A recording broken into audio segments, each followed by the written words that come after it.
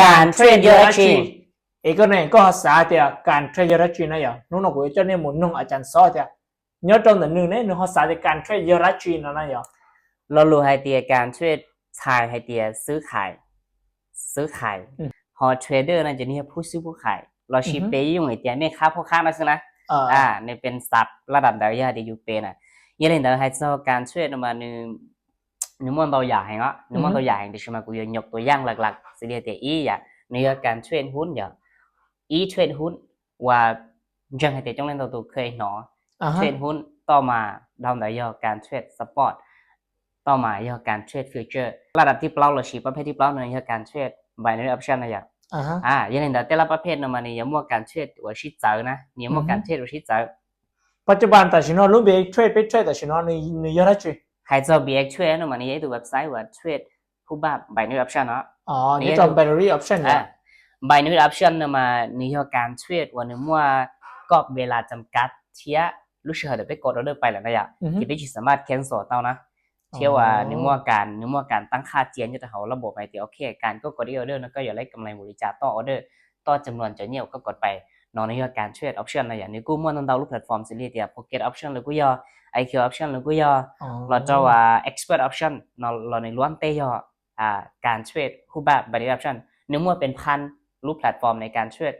Binary Option อย่างเดี๋ยว BX เทรดนะมันเป็นเพียงแค่รูปเว็บไซต์วันนี้เทรดคู่แบบ Binary Option โดยการให้เตียหนึ่งอาศัยทั้งเทียนเป็นตัวว่าวินเทโลสนะอย่างหนึ่งอาศัยทั้งเทียนเป็นตัววินเทโลสโดยการก็วิเคราะห์นะเปวิเคราะห์อีทั้งเทียนเราหนึ่งหมดเป๊ะวินาทีใส่ต้องให้เตีย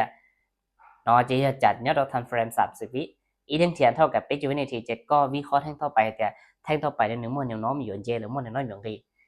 อ้างอิงจากตลาดแบบว่าบิตคอยน์ว่าเราชีตลาดจริงอย่างจะอยู่เขาต้องกำไรเราลิจ่าอยู่ไปเจอจะเขาต้องลิจ่านะใช้ตัวนี้โจว่าถึงจะต้องเป้านะอย่างเขาจะอยู่เขาเก็บกำไรเราลิจ่านะอย่างโอเคยี่ข้อคำถามในช่วงข้างในสำหรับ BX เทรดมาเป็นสามารถสร้างกำไรช่วย90%เราจากการไปเทรดด้วยเนี่ยช่วย90%ใช้ตัวเด็กก็ขอเนี่ยก็กดนั่นแหละเป็นสามารถกดด้วยตั้งเตะเหรียญจะไปอย่างน้อยถึงว่าสมมติการกดออเดอร์แต่เป๊ะออเดอร์ตั้มชุดเลยอย่างอีเหรียญออเดอร์เชียร์ชุดเลยย่อจั่วแสนจั่วเดี๋ยวจั่วผาจั่วปัวจั่วเดี๋ยวจั่วเหรียญออเดอร์ว่าเชียร์ชุดเลยไม่สามารถกดไลค์ก็มวยล้านเหรียญก็จะสามารถกดไลค์ล้านเหรียญว่าชีก็จะสามารถกดไลค์เราใช้ล้านเหรียญจะไปก็สามารถกดเชียร์ชุดเลยย่อจั่วแสนจั่วเดี๋ยวจั่วผาจั่วปัวจั่วเดี๋ยวจั่วเหรียญเพราะฉะนั้นเจการในเด็กไปกดออเดอร์ไปกำไรให้จั่ว90%หน่อยจะเสร็จตัวเด็กก็มวยถึงอีเหรียญก็กดอีเหรียญไปเจก็ต่อยอด0.9เหรียญตลอดขอได้ยอดกำไรgì thì có khả năng thêm cho ý chủ cho chuyên nghiệp. Chỉ thấy là chỉ là yêu cốt $1 này yêu chỉ là tàu xuân chút chuyên nghiệp là sao yêu tàu yêu khó thêm thế yêu tàu ít con gì là thế là sao vậy? แน่นอนyêu hai thì lấy câu mà thuê chúng mà cầm lại à khác trên sao? Ok. Chỉ bị chỉ là yêu cốt thuê $9 là sao vậy? Cốt cho $9 chỉ cốt nói cốt tàu cốt khó $9 đó cái là thế à? Thì cốt tàu yêu chút $9đóก็หรอช่วยอยู่$9đóก็หรอจะขอเดียแน่นอนอยู่ขอทุนมาอยู่จีเสียอย่าเด็กก็ช่วยสนะหน่อยก็ขอทุนก็จีเสียที่เด็กก็ช่วยเสียมันจะเสร็จแล้วก็เด็กก็ขอทุนนั่นจะเสียเปอร์เซ็นต์ละโอเคถ้าได้จะว่าเราจึงสับสนให้การเทรดเนยหนึ่งปุ่มตูเนี่ยดักการ์ดเตี้ยนะให้จะก็จนช่วยหนึ่งมั่วก็เลี้ยก็ป้องก็จนเลี้ยหนึ่งมั่วจนช่วยก็ป้องนะอย่างคนนี้ข้อคำถามว่าไปจ้องเลยจ้องตัวสงสัยนะอย่างให้จะปุ่มตัวเนี่ยดักการ์ดเลยควบคุมรูปแบบเทรดนะอย่างเจ๊ก็สาริจะขอคำถามเลยจะข้อสงสัยตรงนี้นะซึ่งโอเคให้เจ้าขนาดมันนี้ยังข้อให้จะอยู่ตลอดใช้ขอจังเหตุเทียบผลนะอย่างการให้จะอยู่สาและชีอยู่รู้สึกให้เด็กการให้เด็กกูกดยัวอันหนึ่งใครเลี้ยเราชิวกูกดเลี้ยหนึ่งเย็นยัวนะอย่ายัวจู่เต้าเราอ้างอิงเราจะกราฟจริงให้เด็กหนึ่งเพื่อเทรดกราฟจริงเตี้ยนะยัวให้เด็กกราฟจริงนะอย่าเป็นสามารถใช้ตัวเขา trading view เราชีใช้ตัวเขาตั้งแต่รูปแพลตฟอร์มนะอย่าย่อให้เด็กตัวราคาเป็นเทรนด์นะในแนวโน้มขาขึ้นนะเจ๊ก็ใช้เนี่ยตัว trading view จะยิ่งไปตีหลวงอ่ะนี่ตีตัวราคาอ่ะนะอย่าย่อให้เด็กปิดจืดให้เด็กเนี่ยตัวตลาดโลกเราชี้เนี่ยเราตลาดบิตคอยน์ยาที่เป็นเทรดกราฟบิตคอยน์เราชี้กราฟ2000ยาที่รู้เชื่อเป็นเทรดในตลาดนี่เป็นเทรนด์ขาขึ้นแต่ชี้มาตลาดเนี่ยเขาตลาดกราฟจริงนั่นเป็นเทรนด์ขาลงจากเขาน่าจะนิยมอยากก็ให้น่ะ แต่ชิมาอยู่มุ่งเชื่อตัวความเป็นจริงอ้างอิงตัวเหตุผลนะใช้ต้องให้เดียราคาเนาะมันนี่ยิ่งมุ้ยอยากนั่นแหละใช้ต้องแต่ขอนอกนี่ย่อว่าอ้างอิงเราจะกลับจริงอะไรอย่างchỉ muốn hay gì giờ khó để có thể khó rồi những chuyện tạo thành lợi chuyển một tụ khớp khumเลยchuyển một tụ lần gìอยู่นะใช่vìเหตุตัวราคารู้ตลาดโลกเลยราคาว่าเนี่ยเราหรือรูปแพลตฟอร์มอะไรยังเทียตีอังเกาหลีอยู่รู้นะเนี่ยจะขึ้นกับให้เจนแต่ก็วิเคราะห์ถือเราจิตถือซื้อหน่อยอ่ะขณะมาให้ซ้อนในเรื่องแต่ว่าความรู้แล้วอีให้ก็จิตศึกษาก็มั่วข้อมูลนั่นเราพักส่วนเราชิก็กระเชียนนั่นเราพักส่วนจะก็เยอะแต่ก็เยอะ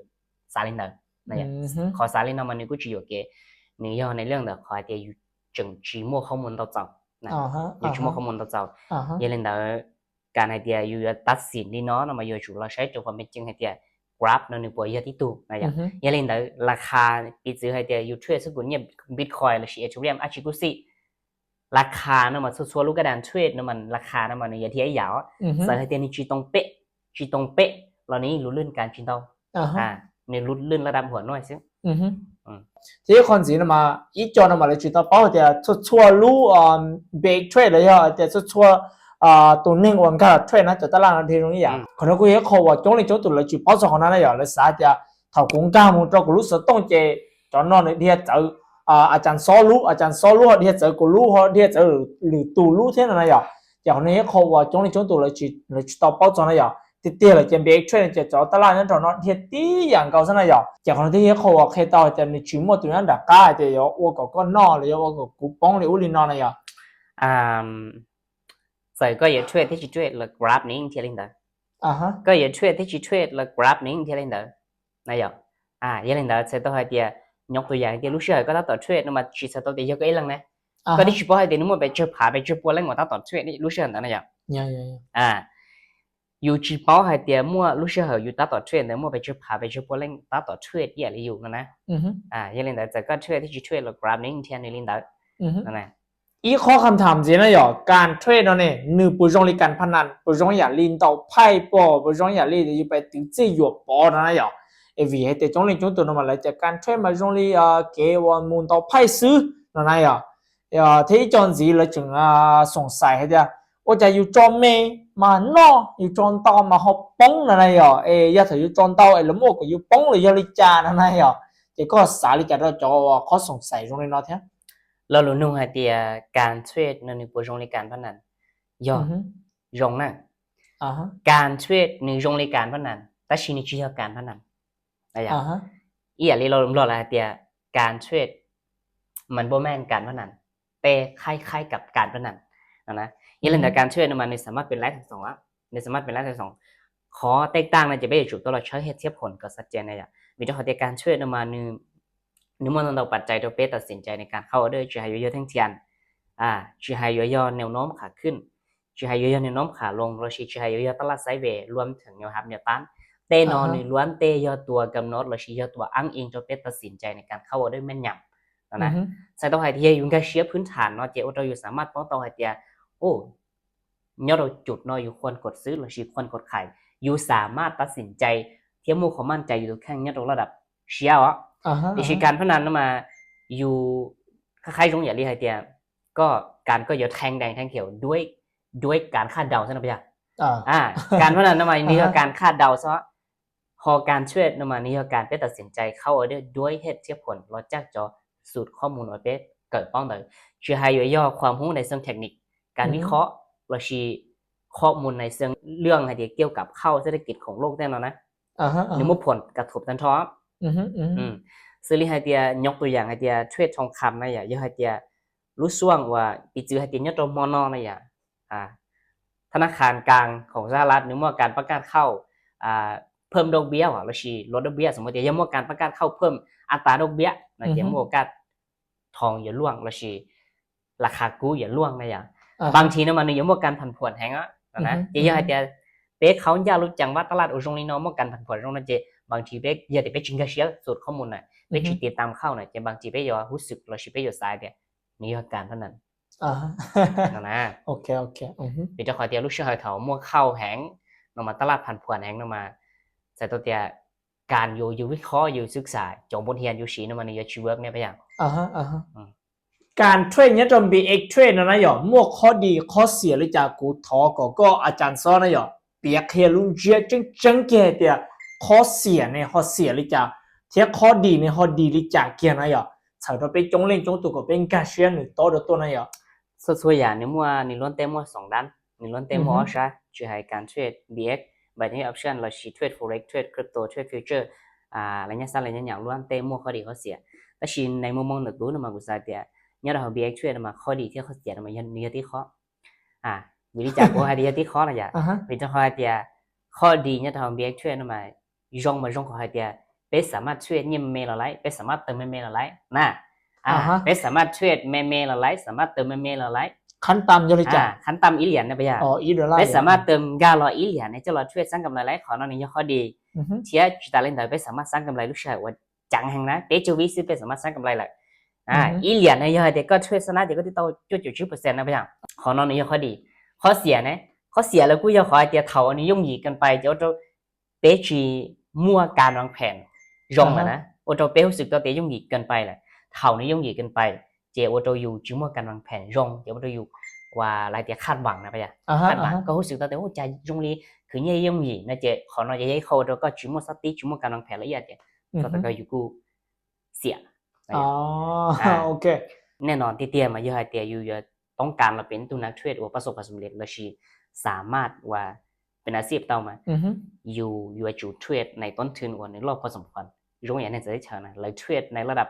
เจ้าชอบเปล่ามาอยู่จุดหลักหมื่นนะพี่จ๋าอยู่จุดหลักหมื่น